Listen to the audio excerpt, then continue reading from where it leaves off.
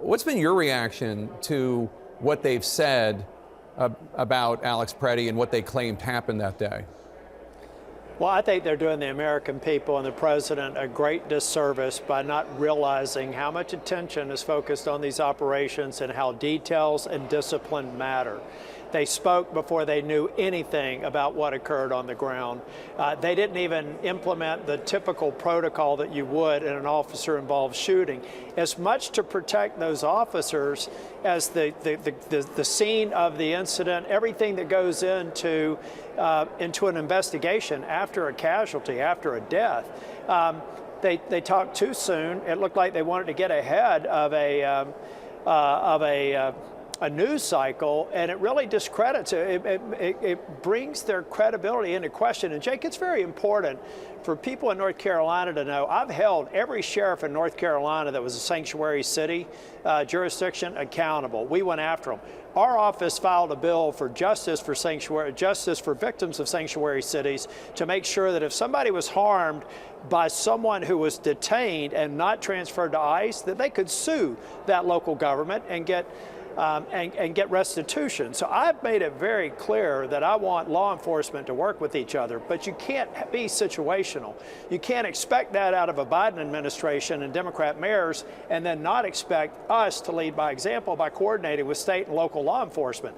I believe that Thom is out of her depth. I think she's reached the Peter principle. She is not competent to run this organization, and I haven't even begun to talk about the failure on FEMA and disaster response in North Carolina, but I will be tomorrow on the floor.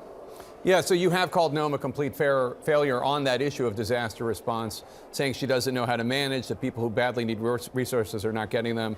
As you know, North Carolina this weekend is facing the possibility of the heaviest snow in decades. We all saw what happened to the poor citizens of Western North Carolina during that natural disaster. If DHS fails to provide adequate support this weekend, what would that mean for Tar Heels? Well, I think it could be a tragedy. Keep in mind, I've done a comparison, I'll be sharing this tomorrow, between President Trump's first administration, which did an extraordinarily good job on disaster response, and the abysmal performance over the last 13 months in this Homeland Security or this FEMA administration under Thom's leadership. It's not even close. And that's what the American people and people in North Carolina need to know. We had an ice storm go through the mountains on top of the damage that Helene has caused. We still don't have I-40 open as it was before. It may not be till 2027.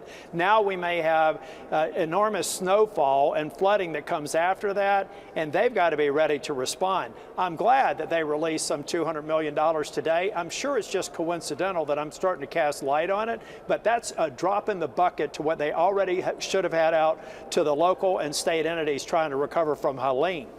So Senate Democrats are now talking about withholding their votes on the government funding bill that's coming up soon, unless there are serious changes made to ICE and these immigration enforcement operations. They're not saying defund ICE, they're not canceling ICE, but they're talking about canceling ICE or getting rid of ICE, but they are talking about, for instance, a measure to saying ICE officers have to take down their masks. And there's a number of things that I'm sure you've heard from Senator Schumer. Body cameras, that sort of thing. Would you be willing to negotiate with Democrats on those changes? Well, I think some of the reforms make sense. I think body cameras make sense. I think de-escalation training makes sense. I am concerned about the mask because I've seen people dox me. I've seen people take pictures that identify law enforcement officers and then put their families at risk. So I think that that's a step too far. They need to think it through. Look, again, the ICE officers on the ground, I thank them for their service and the work that they've done in the past. My problem is when you have a Homeland Security administrator that thinks it's cute to name a camp Alligator Alcatraz and to name an operation in Maine Catch of the Day. In some respects, I think she's probably speaking the truth there. It's not a focused, data-driven apprehension strategy. It's Catch of the Day, and at least she's named it that way. But I'm tired of the too cute sophomoric high school kid sort of humor on a very serious subject. And we are absolutely tearing away at the fabric of the incredible work that Joint Task Force law enforcement agencies do every day. The FBI, the DEA, ICE, local sheriffs, police chiefs, state law enforcement. She is at the top. She is responsible for what I think is the single biggest step back in local law enforcement coordination and the effectiveness of joint task force operations than anybody in an administration for the length of time I've been in public service. I just want to turn to one other thing because I know you care a lot about the NATO alliance. The Danes were so upset by President Trump belittling the sacrifice of non-U.S. NATO troops in Afghanistan. They put Danish flags outside the U.S. Embassy in Copenhagen, representing each one of the Danish troops who was killed in Afghanistan. Then the U.S. Embassy took those flags down, a State Department spokesman telling CNN that the embassy was unaware of the flag's significance. What's your response to that? Well, I think it's absurd. I mean, the American people need to know that Denmark is a small country, about 5 or 6 million people. They lost as many lives per capita as the United States. So it meant as much to them and their population as the loss of life we had here.